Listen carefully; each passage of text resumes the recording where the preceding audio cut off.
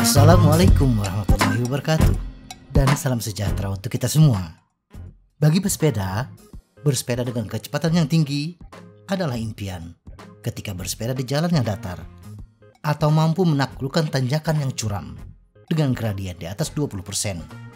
Adalah hal yang menyesakan hati ketika bersepeda dengan komunitas, kita keteteran, tertinggal jauh di belakang, atau ketika diajak bersepeda di tanjakan yang curam, kita mundur teratur.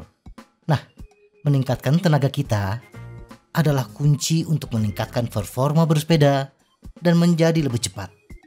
Namun tidak sedikit di antara kita yang bersepeda dengan tenaga, intensitas, dan medan yang salah, sehingga membuat perubahan fisiologis yang nyata. Kekuatan adalah cawan suci dalam bersepeda. Semakin banyak tenaga yang kita miliki, semakin cepat kita dapat bersepeda dalam jarak tertentu. Oleh karena itu, pertanyaannya bukanlah apakah hal ini dapat terjadi, namun bagaimana cara meningkatkan tenaga bersepeda kita. Mengembangkan tenaga kita membutuhkan banyak kerja keras. Berikut ini beberapa tips untuk meningkatkan kecepatan dan tenaga bersepeda kita.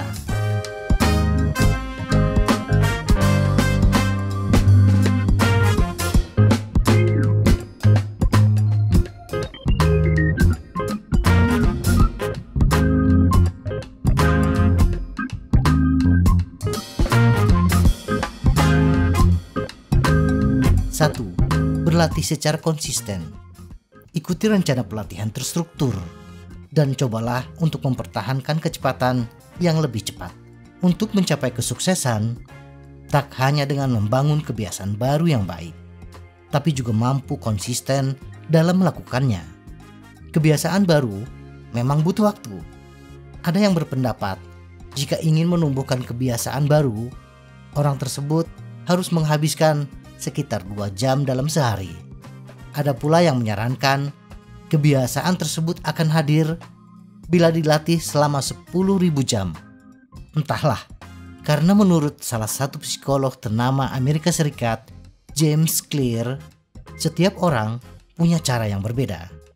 Nah, James Clear menegaskan bahwa kebiasaan yang baik baru akan diterima oleh akal apabila dilakukan secara konsisten. 2. Bersepeda dengan gear ratio yang lebih besar. Tingkatkan gear ratio kita sambil mempertahankan kecepatan untuk menghasilkan lebih banyak tenaga. Tetapi harus diingat, karena tenaga kita belum tinggi, maka mulailah berlatih dengan gear ratio yang mampu kita lakukan, sambil tetap mempertahankan kecepatan. Seiring waktu, sambil tetap mempertahankan kecepatan, naikkan gear ratio sedikit demi sedikit. Menaikkan gear ratio sambil tetap mempertahankan kecepatan, ini artinya menurunkan cadence. Latihan ini bertujuan mengandalkan kekuatan otot. Nah, setelah kita merasa ringan, nafas sudah tidak ngos-ngosan, maka tiba saatnya menaikkan kecepatan dengan cara meningkatkan cadence dengan gear ratio yang tetap tinggi. 3. Bersepeda menanjak. Bersepeda menanjak dapat meningkatkan daya tahan otot kita. Bersepeda menanjak dapat membantu membangun kekuatan pada otot bokong, paha depan, betis, dan otot inti. Ini adalah latihan seluruh tubuh yang juga dapat meningkatkan kebugaran kardiovaskular kita, menurunkan risiko penyakit jantung, dan meningkatkan kekuatan otot jantung kita.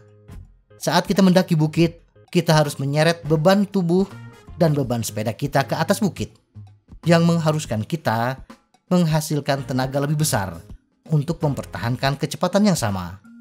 Tanjakan yang pendek dapat membantu mengembangkan daya ledak, sedangkan tanjakan yang panjang dapat membantu mengembangkan tenaga yang berkelanjutan. 4. Makan dengan baik. Makan banyak protein untuk memberi bahan bakar pada otot kita, dan hindari makanan manis. Menjaga makanan dan minuman dengan benar saat bersepeda adalah hal yang penting. Yang paling buruk, kita bisa menderita bong yang ditakuti. yaitu kita benar-benar kehabisan energi saat bersepeda. Namun kehilangan 2% air dalam tubuh telah terbukti mengurangi efisiensi tubuh. Jadi penting untuk tetap terhidrasi.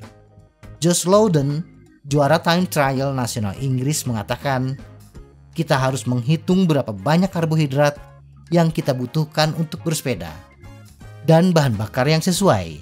Sesi moderat memerlukan kurang lebih 60 gram per jam, sedangkan sesi intens memerlukan kurang lebih 90 gram per jam. Sebutir pisang mengandung kurang lebih 23 hingga 25 gram karbohidrat. 5. Tingkatkan teknik kita. Tekuk siku, kurangi rem, dan tetap mengayuh saat turun. Bersepeda dengan posisi duduk yang lebih aero adalah faktor utama dalam bersepeda lebih cepat. Sekitar 3/4 hambatan angin berasal dari badan kita, bukan sepeda kita. Jadi kita tidak perlu menghabiskan banyak uang untuk membeli sepeda aero baru atau wheelset berpenampang dalam yang harganya lebih mahal untuk bersepeda lebih cepat. Hambatan angin, bukan gesekan, mengambil alih sebagai faktor dominan yang memperlambat kita. Begitu kita mencapai kecepatan di atas 16 km per jam. Jadi, bahkan pada kecepatan rendah, aerodinamika tetap penting. 6. Bersepeda dalam kelompok. Bersepeda dengan pesepeda yang lebih cepat untuk meningkatkan kebugaran kita. Jika kita bersepeda dengan pesepeda lain, apalagi bila lebih kuat dari kita, ada insentif untuk mengikutinya. Sehingga meskipun kita mulai merasa sudah hampir habis tenaga, kita akan tetap bertahan dan terus melaju. Demikian pula jika kita merasa segar, kita dapat mengatur kecepatan dan membantu sesama pesepeda untuk terus melaju lebih cepat. Namun manfaat utama bersepeda dalam kelompok adalah efek drafting. Jika kita berada di belakang pesepeda lain, diperkirakan kita dapat menghemat hingga 40% upaya yang diperlukan dibandingkan bersepeda di posisi terdepan. Melakukan drafting secara efektif dan aman memerlukan latihan, sehingga jarak tempuh yang lebih jauh akan membuat kita lebih baik. 7. Tambahkan interval. Cobalah pengulangan bersepeda di tanjakan dan interval bersepeda seminggu sekali untuk melatih sistem aerobik dan kekuatan kaki kita. Latihan interval adalah cara yang bagus untuk meningkatkan kebugaran kita, terutama jika kita kekurangan waktu.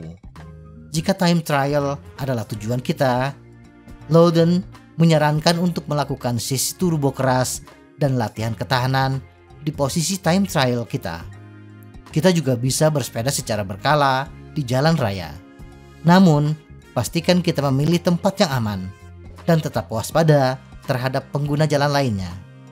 Kalau kita latihan di jalan raya, lakukan over dan under, di mana output daya kita berulang kali meningkat dan kemudian turun tepat di bawah daya ambang fungsional kita. 8. Pelihara sepeda kita. Jagalah sepeda kita tetap bersih dan terawat, dan pastikan ban kita terisi angin dengan benar. Membersihkan sepeda kita mungkin bukan pekerjaan yang menyenangkan, namun dapat memberikan perbedaan nyata pada efisiensi kita. Rantai yang bersih dengan pelumas rantai yang tepat akan memiliki gesekan yang lebih sedikit dibandingkan rantai yang dilapisi kotoran. Kita dapat mencapai penghematan efisiensi lebih lanjut dengan mempelajari cara melakukan waxing pada rantai sepeda. Rem yang bergesekan atau pelek yang tidak tepat akan memperlambat kita, sedangkan bantalan rem yang sudah aus akan kurang efektif. Jadi kita harus memperlambat kecepatan secara bertahap dan sekali lagi menurunkan kecepatan kita. Semoga informasi ini bermanfaat. Tetap sehat, salam goes.